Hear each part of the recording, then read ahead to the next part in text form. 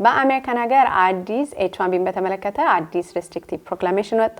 ይህ ሪስትሪክቲቭ ፕሮክላሜሽን አንድ ሰው $100,000 የማይከፍል ከሆነ የH1B ቪዛ ማመልከት አይችልም። ቢያመለክትም ደግሞ ዲና ይደረጋል ወይም ደግሞ ተቀባይነት አይኖረውም የሚል ፕሮክላሜሽን ነው።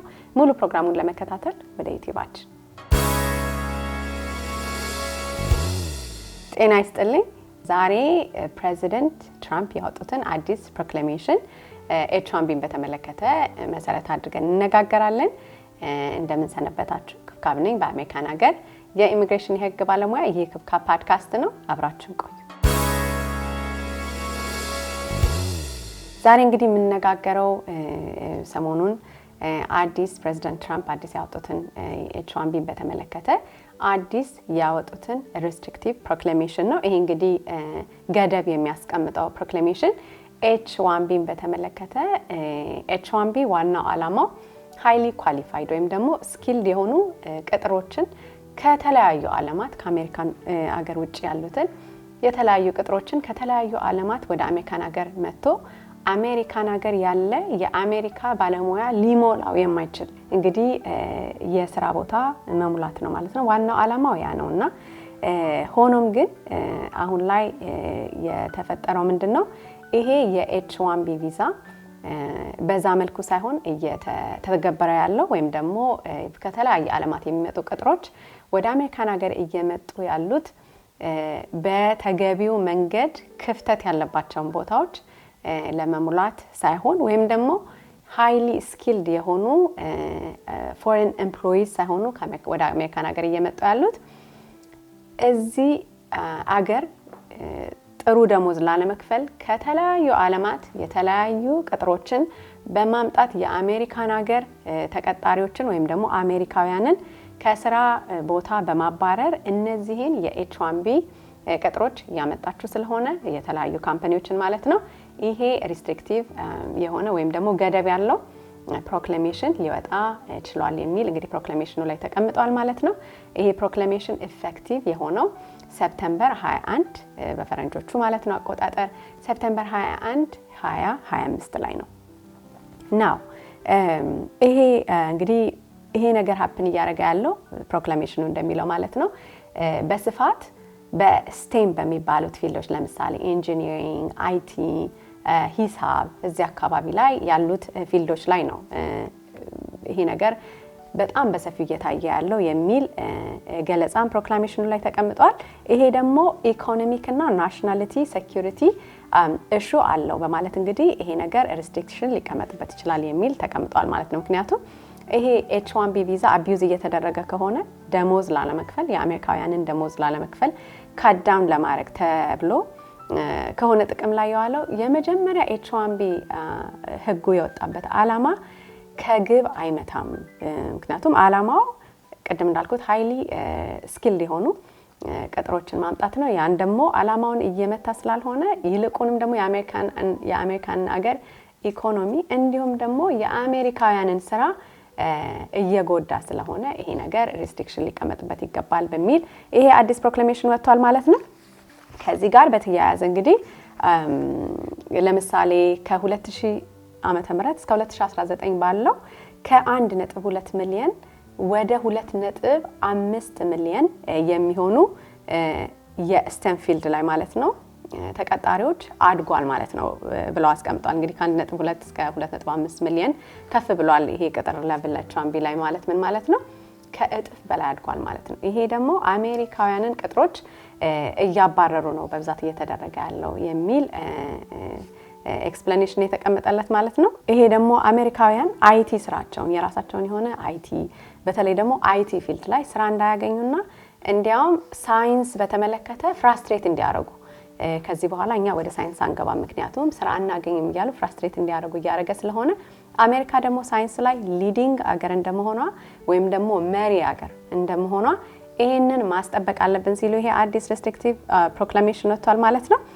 እንግዲህ ከዚህ ጋር ተያይዞ አዲስ የወጣው ህግ የተለያዩ ኮንዲሽኖችን ያስቀምጣል።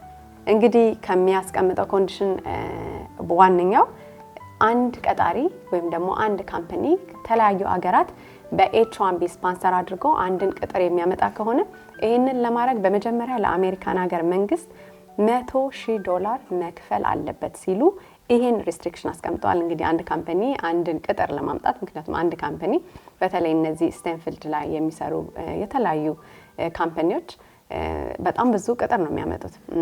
በታውዘንድስ የሚቆጠሩ በሺዎች የሚቆጠሩ ቅጥሮችን ያመጣሉና ትንንሽ ፈርሞች ብቻ ትንንሽ ካምፓኒዎች ብቻ ሳይሆኑ ትልልቅ ካምፓኒዎችም በጣም በብዙ የሚቆጠሩ ቅጥሮችን የሚያመጡበት ሁኔታ ነው ያለውና ለአንዱ ቅጥር ብቻ $100,000 መክፈል ይኖርበታል። ይህ ክፍያ ደግሞ መደረግ ያለበት አፕሊኬሽኑ ፋይል ከመደረጉ በፊት ነው በሚል እንግዲህ ይሄንን ሪስትሪክሽን ወይንም ደግሞ ገደብ አስቀምጠዋል ማለት ነው።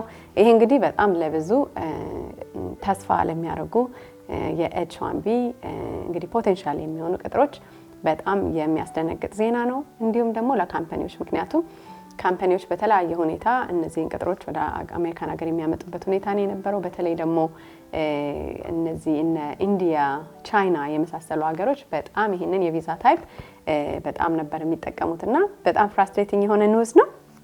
እንግዲህ ከዚህ ጋር ተያይዞ ይሄ ሪስትሪክሽን ከሴፕቴምበር 21 ጀምሮ አሁን ማለት ነው 2025 ጀምሮ ኢፌክቲቭ ይሆናል። ከዛ በኋላ ግን አንድ አመት ከቆየ በኋላ እንግዲህ ይቀጥል አይቀጥል የሚለው ነገር እንደሚወሰን ከዲስከሽን በኋላ ሬሌቫንሱ ጥቅሙ ምንድነው የሚለው ከታየ በኋላ የሚወሰን መሆኑን ያስቀምጣል። ስለዚህ ይሄ ፕሮክላሜሽን ኢፌክቲቭ የሚሆነው ለአንድ አመት ነው ማለት ነው። ስለዚህ እንግዲህ ከዚህ ጋር ተያይዞ ይሄ $100,000 መከፈሉን በእርግጠኝነት ማሳየት አንድ ቀጣሪ ካልቻለ አፕሊኬሽኑን ፋይል ማድረግ እንደማይችል ወይንም ደግሞ ፋይል ቢደረግም እንደማይጸድቅ ፕሮክላሜሽኑ በግልጽ ያስቀምጣል ማለት ነው። እንግዲህ ይሄ ሪስትሪክሽን ገደብ ማን ላይ ነው አፕላይ የሚያደርገው ወይም ተፈጻሚነቱ ማን ላይ ነው የሚለውን አንደር ሰብሰክሽን ሲ ፕሮክላሜሽኑ ይሄ ሪስትሪክሽን አፕላይ የሚያደርገው ይሄ ፕሮክላሜሽን ኢፌክቲቭ ከሆነበት ከሴፕቴምበር 21 ቀን ጀምሮ ከማንኛውም ማመልከቻ ኤች1ቢ የተመለከተን ማመልከቻ የሚያመለክቱ ሰዎችን ነው ሲል ስፔሲፋይ አድርጎ አስቀምጧል ማለት ነው።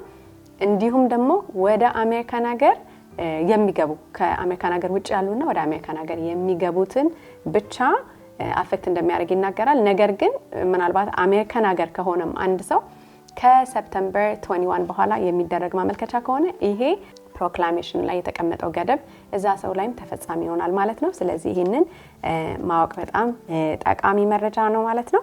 እንግዲህ ይሄ ፕሮክላሜሽን ይቀጥላል አይቀጥልም የሚለው አንድ አመት ቆይተን የምናየው ይሆናል ማለት ነው። እስከዛ ድረስ ግን ከዚህ በኋላ ለማመልከት ማንኛውም ሰው እቅድ ያለው ፕላን ያለው ሰው ይሄንን ከግምት አስገብቶ መንቀሳቀስ ይኖርበታል ማለት ነው። ኤምፕሎይዝ አንድ ላይ ተቀጣሪዎችና ቀጣሪዎች አንድ ላይ እንግዲህ ይሄንን ከግምት አስገብተው የሚንቀሳቀሱበት ነው የሚሆነው። ይሄንን አሁን $100,000 ይመለሳል አይመለስም የሚል ጥያቄ በማህበረሰቡ ዘንድ እንደ መነጋገሪያ ሆኖ ሰንብቷልና ይሄ ገንዘብ ተመላሽ አይደለም። $100,000 ተመላሽ አይደለም። እሱ ብቻ ሳይሆን እንዲያውም እኛ ይሄንን ገንዘብ ወስደን $100,000 ማለት ነው ለአገሪቷ ኢኮኖሚ ለመገንባት እንዲሁም ደግሞ የተለያዩ አዲስ ግራጁዌት ያደረጉትን ግራጁዌት የምናሰለጥንበት ትሬን የምናደርግበት ነው የሚሆነው ሲሉ ፕሬዚደንት ትራምፕ በስቴትመንታቸው ላይ ተናግረዋል ማለት ነው።